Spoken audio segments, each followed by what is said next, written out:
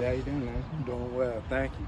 You've been pretty busy as always. And Yes, I saw some of those videos and stuff where you're out at NBA games. Oh yeah. Now you're back on track with football. How's camp been so far for you? Oh, camp's been great. You know, every single year, I think we come in the spring trying to find where the pieces fit. At the end of the day, the goal is always, when we hit that Rose Bowl that first week, to come out with a W.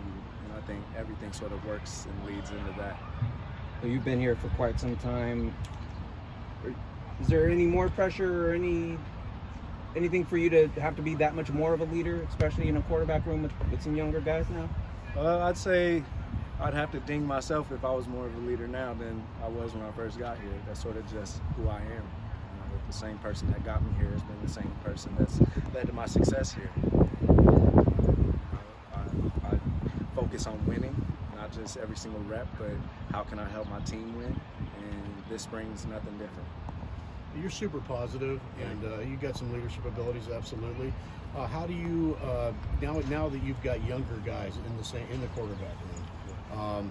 Do you feel comfortable passing stuff on, and how does that leadership sort of manifest itself? Absolutely. I think being at my age and more importantly my perspective is very helpful for the young guys to have. I tell all the other quarterbacks I'm rooting for y'all, just like I'm rooting for myself. And at the end of the day, I think Justin said it best, is the best quarterback room in America. Personally, as a competitor, I think any quarterback room that I'm in is the best quarterback room in America. But that being said, I think I've sort of been practicing being that person for the quarterback room since I was a freshman. You know, whether it was Dorian playing, me playing, Ethan playing this season. I've always been the person that the whole quarterback room can rely on to bring that leadership, bring that positive energy, and on game day get us in that right mental spirit. What's it like being in a room where it's pretty wide open now? I'd say as a competitor, I don't really look at the environment surrounding me to determine how I perform. At the end of the day, if I'm out there on the field and I'm taking snaps, I'm going to perform. That's part of the reason why I've been successful in the time that I've played here. Whether that happens again this year, I'll be ready. If not, then I'll stay ready, and in every single way that I can contribute to wins, I will do so.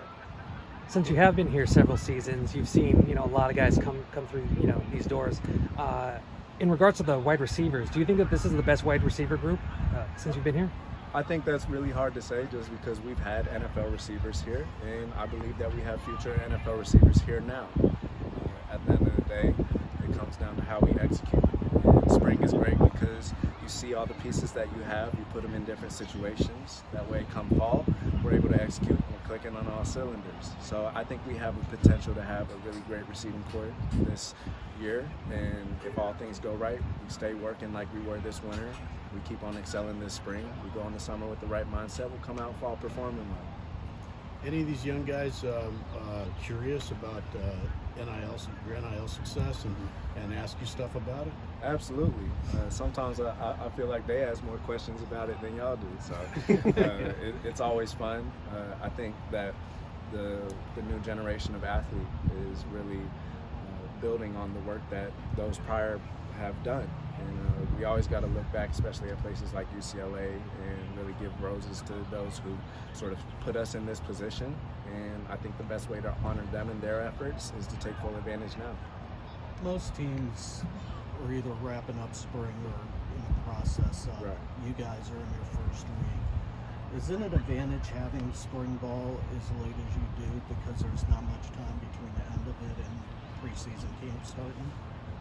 I think that could go both ways. You could also say you'd be a little bit sharper come spring if you started right after season. At the end of the day, it just comes down to how you prepare during that winter block. And for us, I know we were out here throwing 2 and 3 times a week, which is maybe more than we've done in past years. And I think you sort of see it when we come out here. Not too many missed throws, not too many miscommunications, MAs. So I think as far as that front, we're doing well. We try to take every advantage we can get. So being positive, I'll say, yeah, it is an advantage. Come fall camp, we'll be ready. As the newer receivers go, is there one specific trait that stands out about both J. Mike and Hal Ford? I think the fact both of them have played, and both of them have played at high levels. J. Mike is unreal. He's extremely fast. You know, he's a Texas kid, so he got that Texas speed. Kyle's big and strong, but he's also very quick. And it's always great when you have playmakers to your offense. As a quarterback, that's exactly what we want. And as an entire receiving corps, I think everyone who was here last year is coming out to a better level this year. So as a quarterback room, we're pleased with the receiving group, and we know that we can do our job on every play and have trust in the people who are catching our passes. Thanks, Chase. Yeah, before I go, I just want to say Happy Easter to everyone. And I just want to say I'm really thankful for my Savior, Jesus Christ. So thank y'all so much. Have a blessed weekend. Thank you.